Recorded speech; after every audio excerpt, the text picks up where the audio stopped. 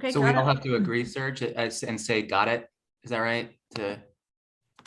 I'm not sure what's been shown on your systems, but yes. And Madam Mayor, we're live now. Okay, thanks very much, Serge. Welcome to, I think, the first ever Sausalito forum on how to utilize your ADU for the purposes of expanding our housing for people who are experiencing homelessness. So the thought process is that as mayor, I've received a lot of comments over the past year. How can I help? What can I do to help the homeless? And my main thing is provide shelter. And if you have the ability to do that, then think about it. Back in March, we held a seminar about how if you had a space that you could get up to $40,000 in an interest-free loan to convert a unit to bring it up to code. And so this is kind of a follow-up to that. We sent postcards out to everybody in town in Sausalito who had a permitted ADU. And we invited them to come tonight to hear more about what this process is and maybe provide some confidence and comfort about utilizing this in a way, to help your neighbors really who are having a tough time. And so thank you so much to the Marin Housing Authority. You guys have been so great in coming to Sausalito and helping us talk about these things. And so tonight we have Carmen Saruco, I hope I said that right, who's the homeownership programs manager for Marin Housing Authority, and Cynthia Swan. This is her second time back to Sausalito, so thank you so much, Cynthia. She's the housing locator at Marin Housing Authority. So I'll let Cynthia kick us off, and then well, if you guys want to ask questions, that's great, and then we'll do a little bit of a wrap up, and then hopefully you'll be intrigued and comforted and want to participate in this program. So anyway, go ahead, Cynthia. Well, let me start out by saying that first of all, Sausalito has really opened its doors during the pandemic for our clients. Now, I've been with the Housing Authority for 5 years, and Sausalito was never a place where I could go and get housing, just never. And here comes the pandemic and the rents go down, and good old Gavin Newsom, high five, Gavin, changed the law. And so now you can't say we don't take Section 8 here. That is against the law. SB 329. You have to take the application, and if they pass through your rental criteria, you have to accept them. Now, if they don't, that's fine. You can reject them. And so those two things together created openings in Sausalito. Different properties. Summit at Sausalito has rented to a number of our clients and different properties. So the market is open there. And so in this case, we're talking about ADUs. And those markets tend to be a little more closed to us because these are single landlords and they hear things. Landlords pass around stories. The one bad story gets told, 50 times, and people become a little insecure about renting to folks with a voucher. And but I'm here to tell you, for 5 years, I have been finding housing for folks who are homeless. And the vast majority of them, when they get housed, they stay housed. It's a wonderful contribution that people make in setting aside the stories they might have heard or the stereotypes they have, and just making a contribution and renting to someone less fortunate. After all, you are getting the rent you're asking, you are getting the deposit you're asking, you are getting the lease term you're asking, you're getting everything that you want. You just have to overcome your resistance to renting to someone who's homeless or has a Section 8 voucher. The majority of the people that I've dealt with over the last 5 years were born and raised in Marin. People who were born and raised here and for various reasons became homeless or simply could no longer pay the increasing rents, but they didn't want to leave their home. A lot of those stories of people that I have met. And so I'm here to encourage people to just open your mind to it, open your hearts to renting to Section 8 people if you have an ADU. And it's pretty simple. You can just call me. You can just pick up the phone and call me, and we'll have a nice long conversation about it. You're not forced to do anything. You can just hear what I have to say. I can send people over to see your unit, see if you like them, interview them, have them fill out applications, and just take that one step. So every landlord who says, I'm just going to see, they end up renting to a Section 8 person. It always happens. Okay. I just have to say, please just let us come and look at the unit. And they see that, hey, here's a nice person, a person who just needs a little help with the rent, probably will never be able to earn the money necessary to pay Sausalito rents or any other rents in Marin County. Hence the voucher. You know, Marin County can't just be a community of people who can afford to live there, who would, you know, operate the businesses, be the waiters and waitresses and all of that. How would, you know, it has to be that people of lower income can live in this community. So I'm asking for people to open up a little bit and look into it. And they can just give me a call and we can talk about it as long as they want. Just the first step to thinking about renting to a Section 8 person. Now, other people here, other little things concern them. Oh, I don't want to, you know, deal with the government agency. We're a pretty darn good government agency. We offer a lot of good customer service to the landlords. I was in property management for 40 years. I advocate for the landlords. Landlords are good people. They do their best. They try and provide decent, safe housing, and I respect them. And so I offer a lot of good customer service to landlords. And here's what you have to do to rent to a Section 8 person. It's pretty simple, okay? They come out, they apply for the apartment. If you like them, you accept the application. Then there's a document to fill out where you say what the rent is, what the deposit is, what utilities the tenant will be paying, just the details of the unit. And then you send that document to the Marin Housing Authority, and they go through and make sure the rent is not over our maximum. They look to see what the deposit is, what the utilities are, because they do give the clients a little money off of their rent to pay utilities. And then they give that to the inspector, and the inspector calls up and says, I'd like to come out and see the unit. Obviously, the federal government is not going to pay rent to a slumlord, so there has to be an inspection. That's just part of the policy, right? And they come out and inspect it just to make sure everything is working and the apartment's in good condition. They pass the unit, the tenant moves in. That's not too hard. That's not a lot of bureaucracy. That's not, you know, a lot of the things that you hear. It's just those two steps. Fill out a form, have the inspector come out and look at it. And that's as simple as it is. And so I think with more and more people in Sausalito who are renting to our clients, they're finding out, you know, it's easy to do. The whole process is very simple. And then the rent is secure. That is rent that they're going to get every single month, right? We have funds for a great many of our clients to pay their security deposits. So that's not an issue. And so I wanted to say, if anyone has any questions regarding the process, maybe you'd like to ask them now. I have a question. And if anybody else wants to chime in, go ahead. So, I mean, I think the thing that people are concerned about too is what happens if it doesn't work out?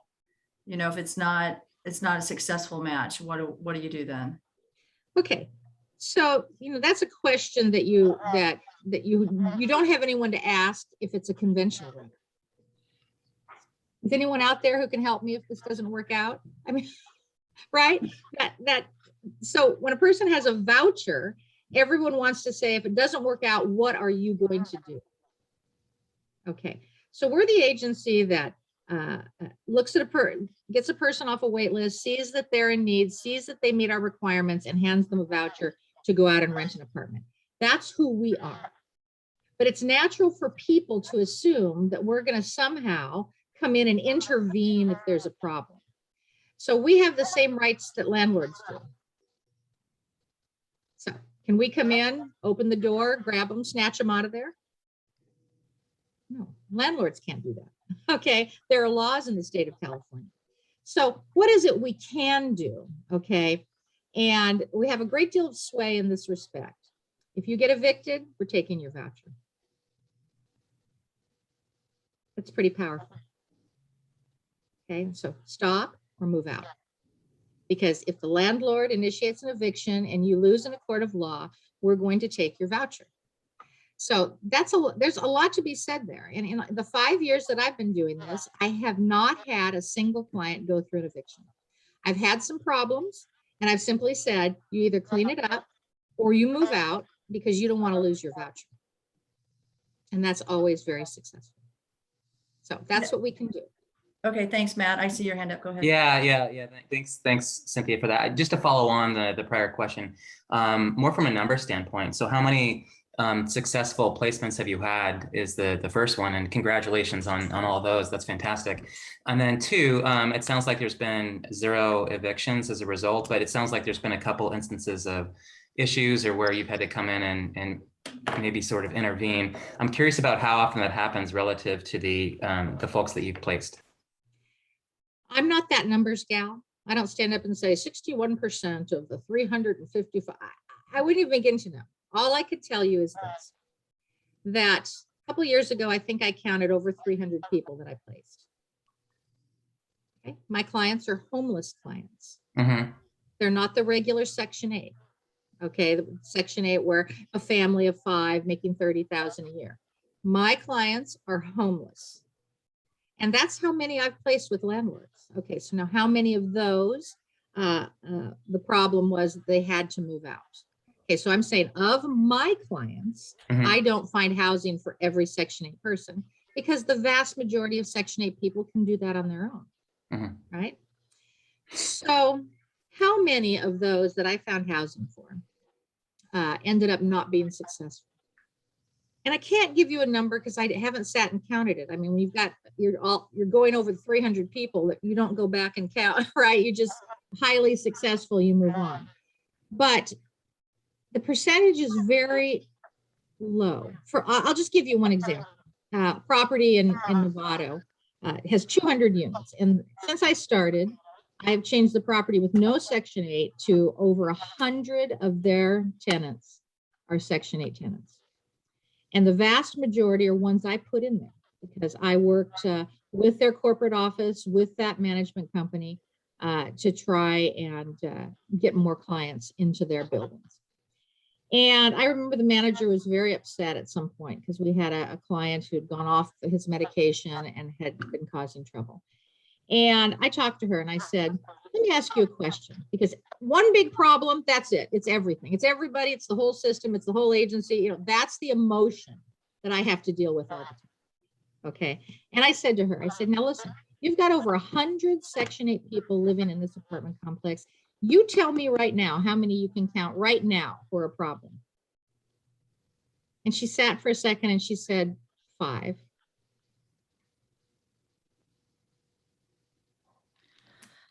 So let me ask you this too, Carmen or Cynthia, either Cynthia or Carmen.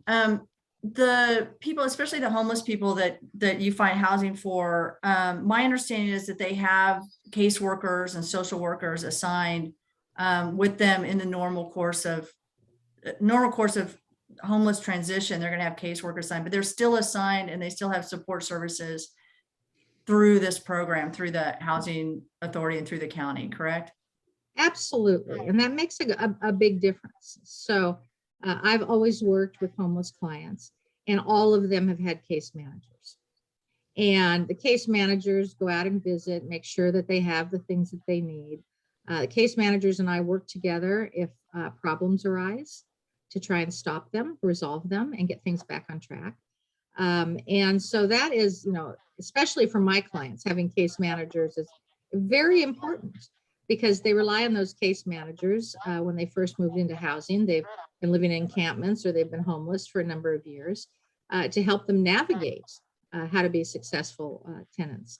Remind them, hey, on the 1st is when you pay your portion of the rent. And did you do that? And how about your utility bills? And until they get on their feet and they're able to navigate that on their own. So important to have housing case managers. So I think, yeah, one of the important things to understand is that it's not somebody that's just dropped into your unit, right? No. There's a lot of services, there's a lot of help for that person by design to make that a successful Absolutely, absolutely. It would be unreasonable to think that you could find a homeless person and say, okay, here, good, move in there and good luck. I mean, that doesn't make a lot of sense. There are reasons why they've become homeless, and those have to be addressed. And finding a safe environment to live is the launching point for them to be able to get the help they need to start to lead a normal life again. Okay, Matt, any follow-up questions? Anybody else on our call that have a follow-up question? Go ahead. Okay. Okay, Carmen, should we transition to you? Or first of all, Cynthia, you said to give you a call. What's your phone number? It is 707-246-7022. And I encourage people, just no obligation, don't have to give your name. You just call up and say, I'm worried about this, I'm worried about that. What happens in this case, that case? And I'll just spend as much time as anyone needs to talk it through. Okay, thanks. I'll put both your contact information and Carmen, is it okay if I also put your contact information in the chat? Sure, I put my phone number up there in my little box. I saw that. Okay, thank you. Mhm. Go ahead, Carmen. Sure. Well, I manage the Homeownership Programs Department at Marin Housing, and that encompasses the residential rehab loan program. That's for low-income homeowners to do basic repairs and safety issues and code remediation work. And we also manage the below market rate program throughout Marin, except for the ones in Novato. We do down payment assistance for first-time homebuyers. We do first-time homebuyer workshops. Everything and anything to help people keep their homes and stay in their homes and buy a home for the first time. So a couple of years ago, we decided to expand the residential rehab loan program, which is for low-income homeowners, to do basic repairs, also energy efficiency improvements, accessibility upgrades, that sort of thing. We expanded it to include the building or the creating or legalization of second units. And second units meaning either A-dues or J-dues. Since the money that we get to administer this program comes from CDBG money, at least one side of the equation has to be a low-income person. So either the homeowner has to be low income or the tenant has to be low income for this second unit program. So it's not for the purposes of remodeling an existing legal unit, but it can be used to pay fees, architectural fees, permit fees, hookup fees, and then the actual construction of a legal unit. Obviously, for the maximum is $50,000. For $50,000, you're not going to build a whole new unit, but you certainly could get a JDU, a junior accessory dwelling unit. That should be pretty easy to turn repurposing an existing bedroom into a little junior unit with an exterior entrance and a small efficiency kitchen. Excuse me. So for the low-income homeowners who avail themselves of this loan program, if they rent to there is no rent limit on who they rent to because they're already low income. Now, if a regular homeowner who's not low income wants to use this loan program, they would have to rent to a Section 8 voucher holder because we want one side of that equation to be low income. Okay, now as long as they're renting to a Section 8 voucher holder, there's no interest and no payments. They're deferred during the time that it's rented affordably. When it ceases to be rented affordably and the tenant moves out, then the loan does become due, and it's due and payable over 3 years at 3% interest. You do all the units, all the work that is done has to be done legally and with a permit. And the end result, we always want it to be a legal unit that's been created. must the owner, one of the questions always is must the owner reside in the property? Some of that depends on the local jurisdictions. Some require that the owner remain an owner occupant in the property if they build a second unit. Some don't. For our residential rehab low-income homeowner, it is required that they remain owner occupants in the property. The loans aren't assumable, and there's no prepayment penalties. So it's a good deal. We're hoping to up the amount soon. I don't know when exactly. We're applying for some additional funding from the state, and hopefully we'll get it so that we can make slightly, larger loans, because 50,000 doesn't go very far to create a new ADU. So hopefully in the, near future, we will have a little more funding that we can make the loans a little higher. More than the 50. So if anybody has any questions, I'd be happy to answer them. Yes, Matt. Yeah. So is the and thank you for that. That's I wasn't aware of that program. Is the hope here to get residents with an ADU to pull forward either a Section 8 or a homeless person, and then as a result be able to be eligible for a third unit, which would be a JADU or ADU, with this reimbursement mechanism you just described? Is that what's being described here, or? No, I'm talking about people that, sorry. No, go ahead, Carmen. This is for people that either have a current ADU, but it's not legal, and they need to do work on it to make it legal or pay, certain fees or whatever. The money can be used for that. Or it's for people that don't have an ADU yet and who want to create a new ADU. So yeah, Matt, I asked Carmen to come and speak about that because we went over that at our meeting back in March. But I wanted to make sure anybody who came on also understood that there's that program as well, right? And so, just to expand the whole thought process of what's available and what isn't. And so, I noticed that we had a couple new people come on, and welcome Sybil and Paul. So let me just say, Hi, Sybil. Hi guys. Let me introduce you to Matt, who's new in town. Matt. Sybil's a leader of our senior community, and of course, Paul Mowry's the pastor at one of our churches here in town. And so Cynthia Swan gave us a pretty good summary of how to go forward if you think you have a permitted ADU and you want to consider this as an option for finding a resident, understanding that you're going to get market rate rent. They're going to pay the security, and also have the wraparound homeless services that go with it, and the caseworkers that go with that's assigned for this person. And Cynthia was great describing the success that she's had with placing homeless people. Throughout Marin County. And so hopefully we're recording this, so I'll hang it somewhere and you guys can forward it out. But if you have questions for Cynthia, anybody has questions for Cynthia or Carmen, just pipe up, because we have time. I budgeted an hour, but I'm happy to weigh in. So Paul, do you or Sybil have a question? Yes.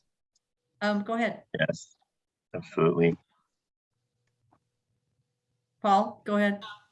I think Paul is on a phone call at the same time. Oh. I was going to send him a note telling him we could hear him. There you go. I muted him. There you go. Sorry. Thank you, Sybil. Go ahead, Sybil. Do you have a question? Oh, I'm sorry that I came in late. I was in another meeting. It's been meeting today.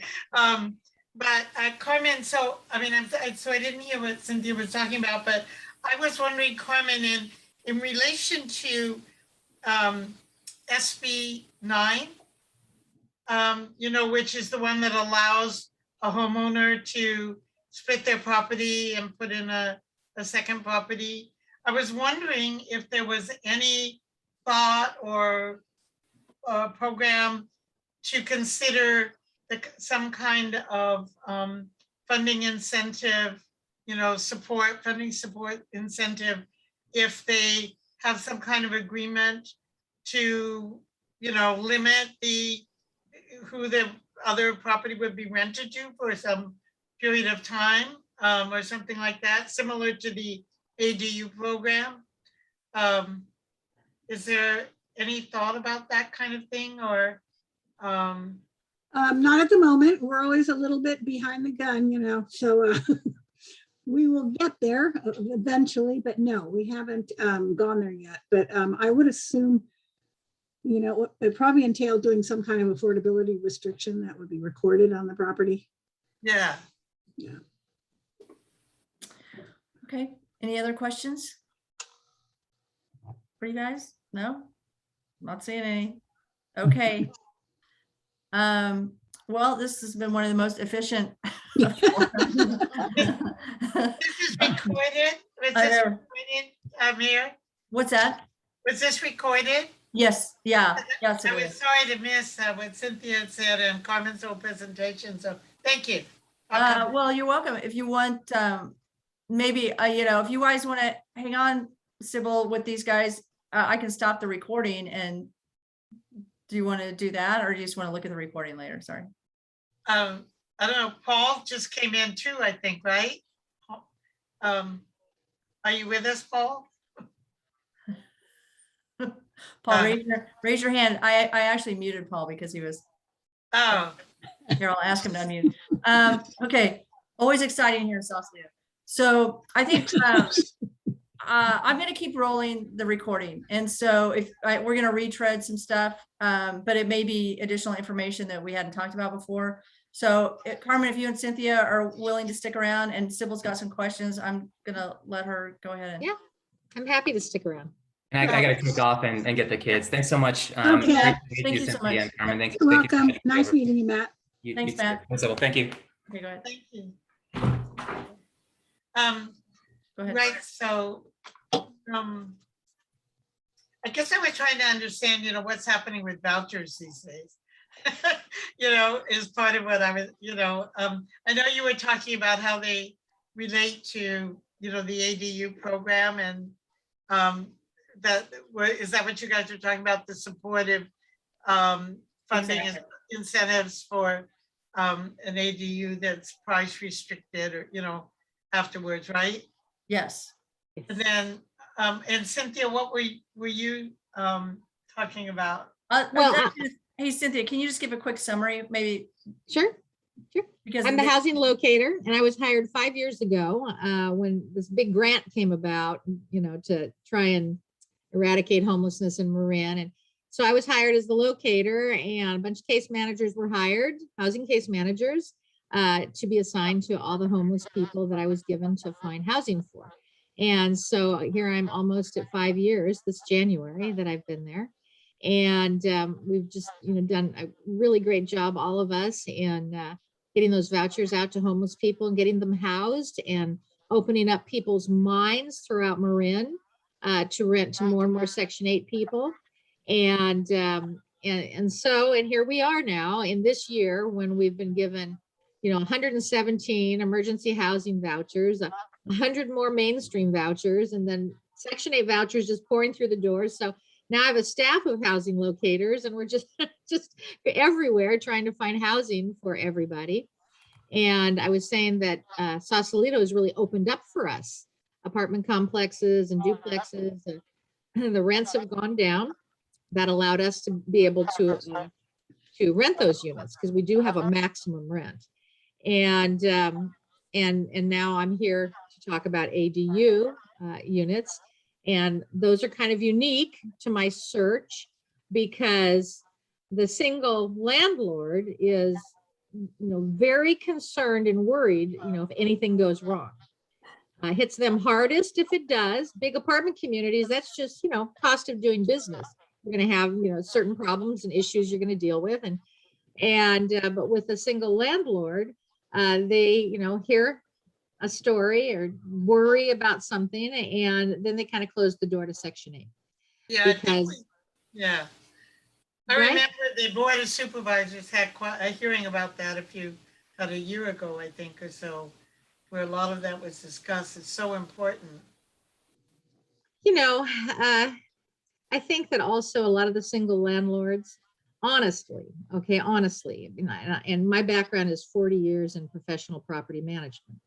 So, I'm not as afraid of, if I get it wrong and rent to someone who's not a good tenant, because I know how to make short work of that. Okay. But most of the landlords, okay, they have no idea what to do. They don't even know how, the laws. They don't know what is legal and what isn't. They don't understand fair housing. The things that they say are amazing to me. That fair housing doesn't swoop through and put them in fair housing jail, right? But that is the single landlord, ignorant to all landlord tenant laws or even how to deal with a tenant. So they're very careful. They want to pick the perfect tenant. It's got to be like, what's that old word? Yuppie. I want a yuppie. I want a yuppie with a Mercedes. I want someone to come in and sit down. That is where I get my safety, right? Who doesn't understand that? So, right, I understand it.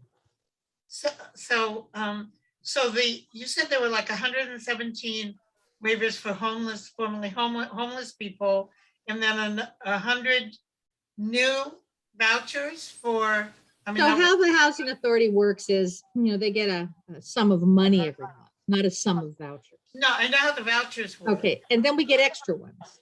So we get maybe something called mainstream vouchers. The federal government says, we've got these mainstream vouchers we're willing to offer to all the housing authorities, and there's a preference on it, senior, disabled, whatever the preference is at the time. And so we get awarded those vouchers. And if we lease those all up, they give us more. If we lease all those up, they give us more. So this year we got 100 more mainstream vouchers on top of our regular Section 8 vouchers that we're giving out every month. We give out vouchers every month because people die, they give up their vouchers, different things, right? So we got 100 mainstream vouchers because of our overwhelming success and always utilizing those vouchers. And then, of course, the emergency housing vouchers were given out all across the nation. And Marin County got 117 of them. So the question is, are all those, because I know if people who have applied for, tried to get vouchers, that there's always a 10-year waiting list. There's, so I guess my question is, are vouchers available now? How are they, Okay. Everyone asked that question. There's story, something called coordinated entry. right? Okay. So we had a wait list that closed back in 2009. And traditionally in the olden days, that wait list was if a voucher came available, number 1 on the list got it. And if another voucher came, number 2 on the list got it. That is so old school. That does not happen anymore. Okay. They've assigned numbers to everybody on that wait list. The highest numbers being homeless, disabled, senior.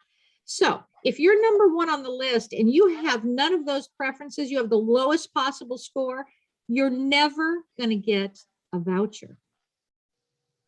We're going to give the vouchers to the people with the highest points. Okay. Right. And so is that the hierarchy? The highest points go to homeless, the second to disabled? I can't see, I'm not in that world. I just hear it.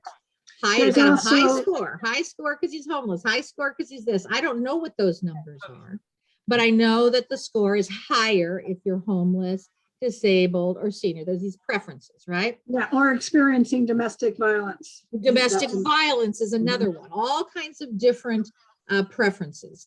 And so that's just our regular list. Now comes in these special vouchers, and they have preferences as well. And the emergency housing vouchers, those strictly for homeless. Right. So I guess my next question then is just to go back to maybe to Carmen's side. So you're talking about like, the person gets a voucher and then you help them find, they then try to find a place where they can use the voucher. And part of what you've done is help with that. But then how does that voucher get attached to a specific living unit? So is that what is happening with this ADU support program where you assist? Is that what you were explaining to us? No, my program is to help homeowners create or legalize second units. So And that they, with the theory being, with the hope that those will be rented to low-income tenants, specifically Section 8 vouchers. But does it require then that it be, that it go to somebody with a voucher? Is the voucher attached, The way it works is we would require the loan would be interest-free and payment deferred as long as there was a Section 8 voucher holder living in the unit. As soon as they are not living in the unit, then the loan has to be paid back over 3 years at 3% interest. So that's if you're, and that's if you think you have a unit that you want to use as an ADU, but it's not quite up to code. That's the Yes. interest-free loan. Yeah. Yes, yes, absolutely. That's exactly, what we want to kind of like the low-hanging fruit. It would be to help people legalize units that are already existing, but they're not legal. So the idea, oh, go ahead, Paul. Oh, we'll go on, Madam Mayor, and I'll go after your question. Oh, okay. I was just gonna do a little explanation. So the idea was that we know that we have vouchers. We know that we have homeless people that have vouchers. And the idea is to try to expand the existing units that they can utilize through this Marin Housing Authority program.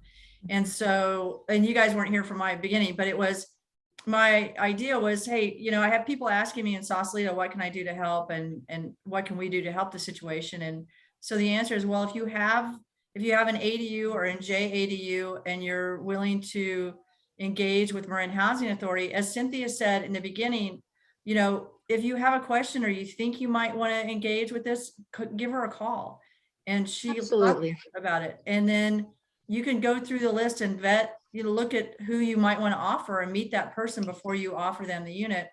Also, you have wraparound homeless services that go with it, right? So this person isn't coming to you with no support. The idea is that the same services that they would receive anywhere, that they would get them in your unit. And then you have Cynthia also helping you manage that tenant in addition to all the other services that you're getting. And you get full market rate rent and a down and a deposit and the whatever security deposit that you require. So it's a great deal and relatively low risk. I understand that people are concerned about it, obviously, but I think that Cynthia's success with placing people has been so dramatic that people should have confidence in at least trying it, or at least calling her up and asking about it. So just call, just talk. You don't have to make a decision. You're not obligated. Yeah, right? there's no obligation. There's no list. Go ahead, Paul. Thank you. Go ahead, Paul. Thank you. Cynthia, I'm a pastor in town, and I work a lot with homeless and the anchor outs. And of course, I know people who live in Sausalito with houses. You said a couple things that is information I feel I would help me in terms of when I talk to people who might be able to provide housing. One of the things is, what is the maximum rent? Okay, so now EHV, the emergency housing voucher, their maximums are a little higher, but all the rest, I'm going to give you what that is. So for a 1-bedroom, and you can go on our website and see it, but it's misleading. It says the maximum is $28.94. But we have to reduce that by the utility allowance we give them. We give them a little money off of their rent to pay their utilities. So we take that off the top of the maximum. So if you wanted me to give you a range, okay, the range for a maximum rent for a 1-bedroom, depending on what utilities they're going to be paying there, is about $2,600, $2,700. I'm sorry, Cynthia, is that for a 1-bedroom? For One bedroom. Okay. Okay, next question. You were talking about, the single landlord, and I think that's probably, part of the market we might be looking at in Sausalito, right? The private home with an ADU. So you mentioned how these are not sophisticated property managers, and you know, and they aren't familiar with their rights and their responsibilities probably as well. What kind of support, or is there support offered by MHA for landlords who are participating in a Section 8 voucher program to help them when they have a difficult tenant? In other words, will they be able to call you and get information on, okay, this is how it needs to be handled? Or are you going to say you need to get a lawyer and you need to, sort of take care of that yourself? What kind of? Okay, so I think the best way to do this is to give you a scenario. You want to hear that? That's best. I can go If it blah, blah, answers my blah. question, sure. Yes. Someone calls up. Person who lives here, okay, they let their dog run into my front yard. I'm very upset about it. Okay. And they've done this a few times, and I don't like what their guests look like. Now I sit there, and what's going through my head is all kinds of legal things and fair housing things. My head's just spinning inside, but I want to help the landlord try and navigate this, right? So I'll say, okay, so what do you have in your lease about the dog? And they'll say, well, that the dog is to be on a leash at all times, and the dog is to stay, wherever. And in the back where their place is, where the ADU is. Okay, so all right. So what section of the lease is it? Well, section 12D. Okay, so this is me as a professional property manager person of 40 years talking to a landlord who just wants someone to make that go away. Okay, that's not business-like. That's not landlord-tenant stuff. But I'm now going to help them because I see that they don't have that experience. And I'll say, well, then take out a piece of paper and a pen and write, per section 12D of the lease, blah, blah, blah. On this day at this time, your dog was in the front yard. And then you're going to put that, and you're going to send it, put it on the door of your tenant. Then you're going to send me a copy. I'm going to give it to our program manager, who's then going to send that tenant a copy. So that your tenant's going to get a double whammy of fear, and they're going to probably shape up. Now, if they don't, okay, then you call me back and we'll see where to go next. Now, obviously there's a stopping point, okay, because most people think that somehow we're going to go out there and jerk them out of that apartment and make it all right instantly, completely outside of the law. We're not doing that. Okay, you're the landlord, they're the tenant, you must abide by the law. But we will help you. We will talk to you about, if you don't know landlord tenant things, I will. I have the knowledge of that. Nobody else in the agency does. I will tell you what you need to do. And if this thing doesn't go away, I will advise you how to line up for an eviction. Send another notice. The third notice should be a 60-day notice. Get an attorney. If on the 60th day they don't move out, initiate the eviction. But they're going to move out, because if an eviction is initiated and you're successful, they're going to lose their voucher. And then I'll pick up the phone and say, listen, you need to shape up. And first of all, you need to move out. May I jump in? I'm sorry, I don't want to cut you off, but I'm mindful of the time. And I just want to, what I want to understand is, I hear you saying you personally have a lot of information and you're a kind person and you're going to help them out. I'm wondering institutionally what's available, because what about when you're on vacation or you've decided to retire, or, in other words, I think a lot of single landlords are going to have a lot of anxiety about trying to go through a long eviction notice. And I'm not talking about a barking dog. I'm talking about, we've brought someone in off the street who has mental health issues. They're screaming in the middle of the night. That landlord then is calling the police. So now we're putting it onto the police to try to run interference there. And if it's an untenable situation, are we saying to landlords then, okay, this is just a pretty closed meeting, right? I'm sorry, I just realized. Is this?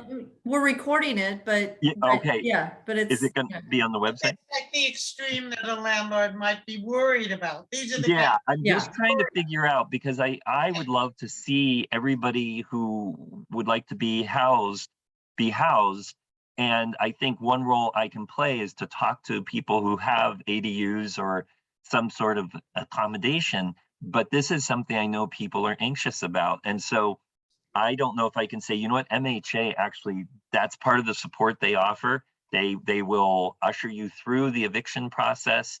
You know, as opposed to say, hey, call my friend Cynthia, you know, she's a swell gal, she's gonna tell you what to do. So I see you shaking your head, so maybe We there's won't usher no- them through the eviction process, but I will be a buddy to a landlord and say, listen, this isn't working out. So you need to, let's go, let's initiate this eviction. Let me help you through that. Let me call this person and let me see if I can get them out of there. Maybe I can find housing that is better for them. And Okay. I will work the problem.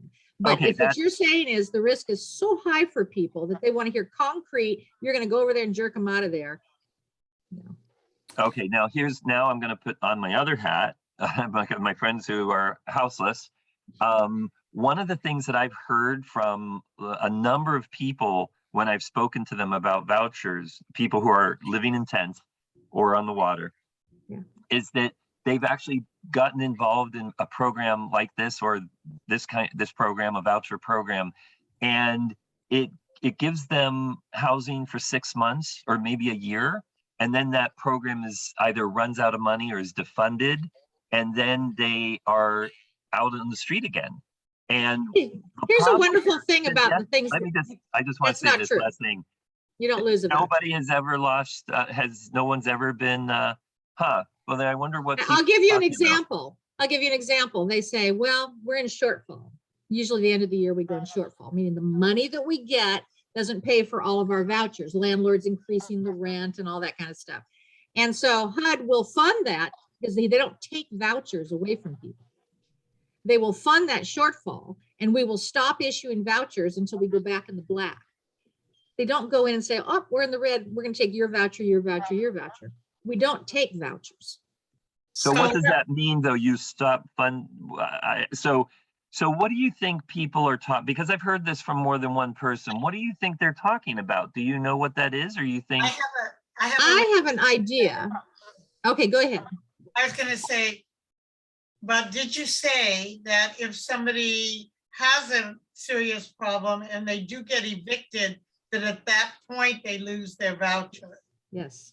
So if it can be mitigated before an eviction occurs by either helping them find a different place to live with the voucher they already have, or getting them to change their behavior, then they will not lose their voucher under those circumstances. They will only lose it if they actually Are evicted. From a place where they are using the voucher. And evicted means the gavel goes down. Evicted doesn't mean what a lot of people think it means, that the landlord said move out. That's not an eviction. That's not an eviction. So, okay, so thank you for clarifying that for me. The next time someone says that to me, I'll really dig deep and sort of understand what it is. Let me just ask you a scenario.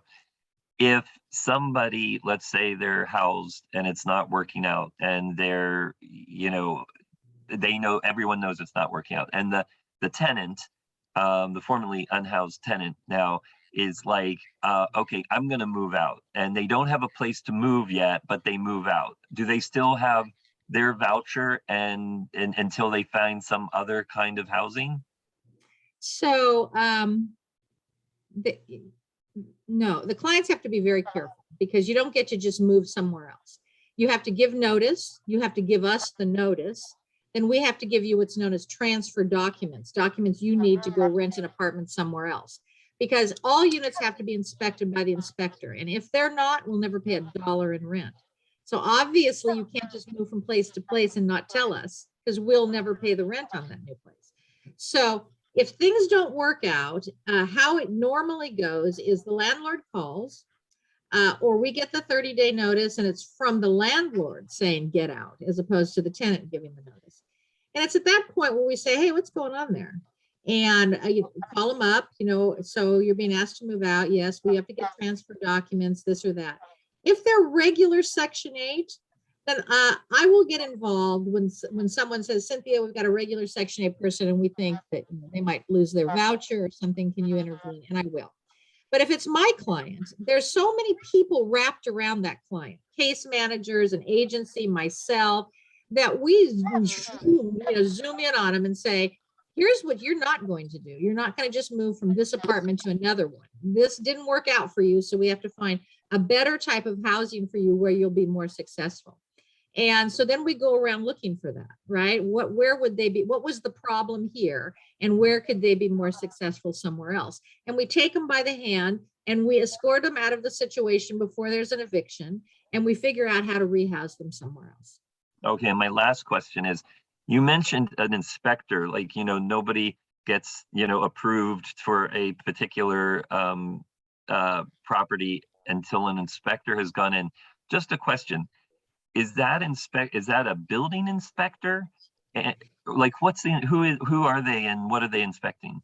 So let me hold on. Let me just say, so Paul, this is, it's probably going to be a permitted unit, right? So it's a permitted ADU unit, which means that the building inspector part has already gone on, hopefully. Now, Right. Carmen talked about if you don't have a permit, how you can get an interest-free loan to bring your unit up to a certain amount, up to the level where you could get it permitted. So think about, let me just clarify that. And then Cynthia, go ahead, like who comes out?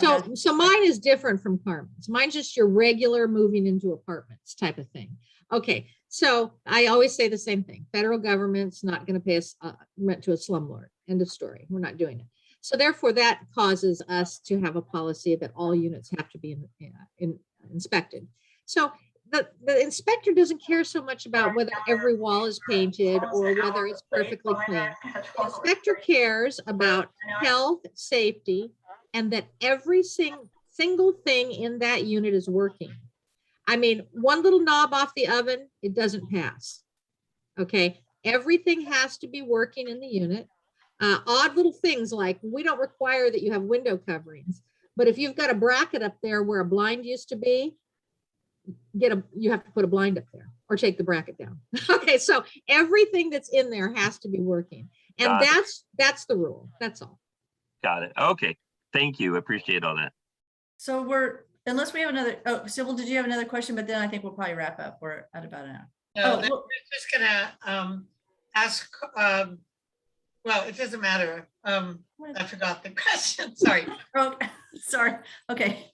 Well, you have their phone numbers, right? So Yeah, Paul, if you have any other questions, Yeah. my phone number is right there. You can call me anytime.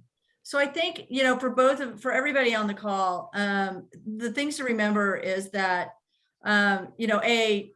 if you live in town and you want to help these, the homeless community, this is a wonderful way to do it. And, the second thing is, this person that you're going to rent to through the Marin Housing Authority is going to have a whole lot more support than anybody you would rent to on the open market.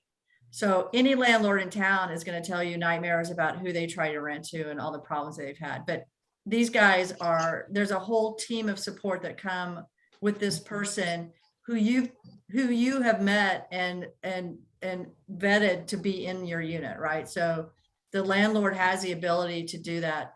And then Paul, from the other side, from the people who are experiencing homelessness, for their side, they have a lot of, I think, comfort in that they have a lot of support going into this, and that, this is a stable, permanent home for them if that's what they want. So, and, I'm happy to talk to anybody you want me to talk to. If you need any additional information, let me know, because I'll talk to anybody about anything.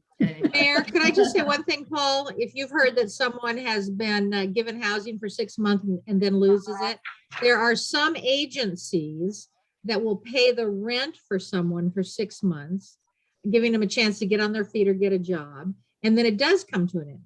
But we're the housing authority, and ours are vouchers. So okay, and that's probably what they're talking about, because they weren't talking about any kind of difficulty except that the program ended. So that is probably what they were talking about. Yeah, I know St. Vincent de Paul does that. And a lot of these people have had contacts with St. Vincent. So mine are all vouchers. No one takes different. Yeah, this Thank is a different program. So anyway, okay, thanks you guys. Thank you once again, Cynthia and Carmen, for coming to Sausalito. I so appreciate it. And Our pleasure. We'll be posting your contact information, and Sybil or Paul or Vince or anybody on this call, if you want additional information, let me know. And I'm happy to come and talk to anybody, like I said, about this program. Thanks, you guys. Thank you. Thank you for having us. thank you, Mayor. Bye-bye. Thanks, everybody. Bye. Bye. To see you, Carmen. And Paul.